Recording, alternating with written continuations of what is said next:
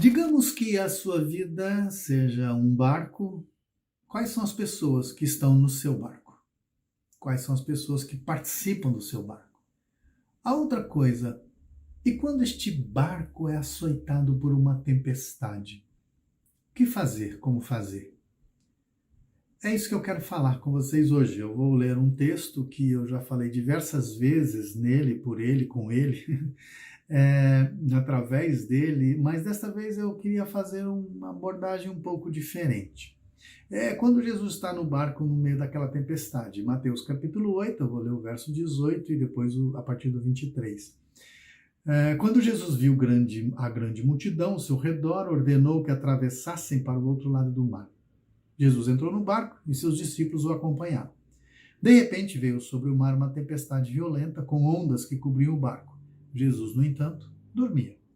Os discípulos foram acordá-lo clamando: Senhor, salve-nos, vamos morrer. Por que vocês estão com medo? Perguntou ele. Como é pequena a sua fé? Então levantou-se, repreendeu o vento e o mar e houve grande calmaria. A abordagem que eu quero fazer nesse texto hoje, especificamente, é a partir da ideia do que é ser cristão. Ser cristão tem como objetivo, tem como alvo, tem como estruturação de vida ser parecido com Jesus. Nós precisamos ser semelhantes a Jesus. E normalmente nós olhamos para esse texto e nós nos colocamos no papel dos discípulos de Jesus, e Jesus é o Senhor, dono de tudo e o poderoso, o Senhor dos céus e da terra, que cuida de nós que estamos no barco. Eu queria fazer esse outro modelo. Nós temos um barco onde tem pessoas e nós precisamos ser semelhantes a Jesus. É evidente que nós não temos o poder divino de dizer para a tempestade: para, calma. Então eu quero usar como metáfora e nos limites que nos são possíveis como seres humanos de sermos semelhantes como Jesus. Nós não somos desafiados nem obrigados e nem Deus exige de nós que nós tenhamos poder de fazer coisas sobrenaturais. Mas nós temos condições de lidar com a nossa vida, na nossa própria humanidade, na semelhança de Jesus. Então, é isso que eu gostaria de falar. Seu barco, quais pessoas estão dentro dele?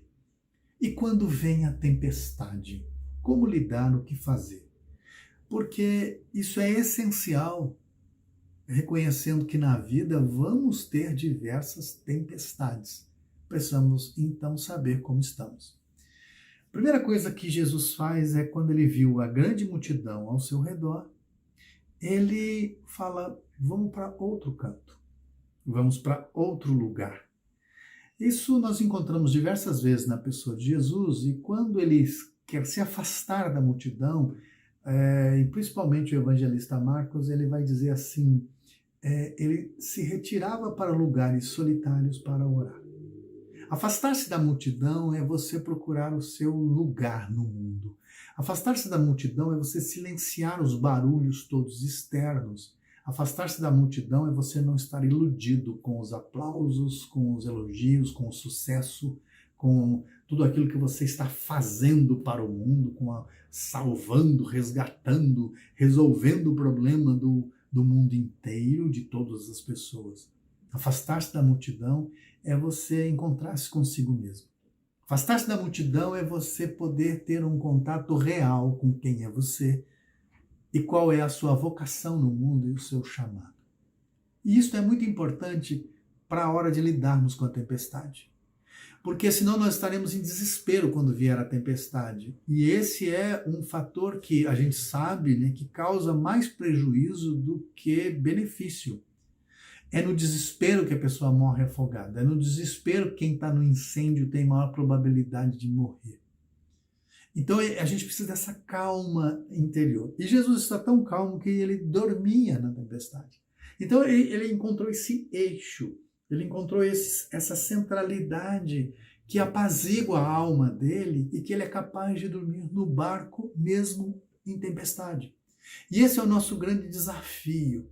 Nós nos afastarmos desse burburinho todo da multidão, ter um encontro com a gente mesmo e com essa paz capaz de desenvolver uma espiritualidade em que, estando no barco, tenha condições daqueles que estão no mesmo barco serem apaziguados.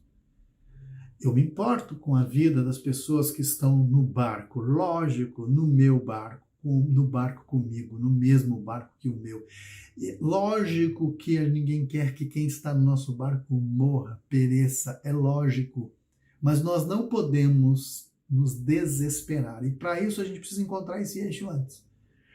Então, como que a gente faz? Procure os lugares em que você possa fazer a sua oração, em que você possa meditar, em que você possa ter esse encontro e buscar no mais profundo do seu ser esses valores que apaziguem a sua alma. Que você não esteja desesperado para resolver todos os problemas externos, que você não esteja cuidando tanto de salvar a sua vida que você perca a sua vida.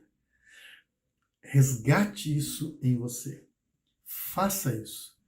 Porque daí, a hora que houver a tempestade, você tem condições de se levantar e dizer assim, vocês precisam de fé. Qual fé? Fé é a palavra confiança. Palavra confiança, você precisa ter essa confiança de que essa tempestade não vai nos destruir e nós vamos atravessar. É muito interessante isso. Como é que a gente repreende esse vento todo externo se a gente já dominou, já se afastou desse vento da multidão, desse burburinho todo. A gente só consegue lidar com a tempestade externa se a gente estiver com a nossa calma. Na época do tsunami houve um evento muito interessante, tem até filme a respeito disso. Tinha um casal que estava fazendo um mergulho. Quando eles emergiram, eles viram que estava tudo destruído. Lá no profundo, lá no mais profundo do mar, não estava a tempestade e tudo sendo destruído. Era na superfície. A tempestade é na superfície que ela se dá e não no fundo. Lá no profundo do nosso ser, precisamos encontrar esta calma. E nesta calma, neste lugar, a gente, ao emergir, pode olhar e ajudar as pessoas que estão no barco conosco. Só vamos conseguir ajudar a nossa família, os nossos queridos, as pessoas que estão conosco no mesmo barco, se nós estivermos em perfeita paz. E Jesus lançou esse desafio. Venham a mim, todos os que estão cansados e sobrecarregados. Aprendam de mim, que sou manso e humilde de coração, e encontrarão descanso para a alma. É esse descanso que nós precisamos encontrar. Que Deus tenha misericórdia de nós.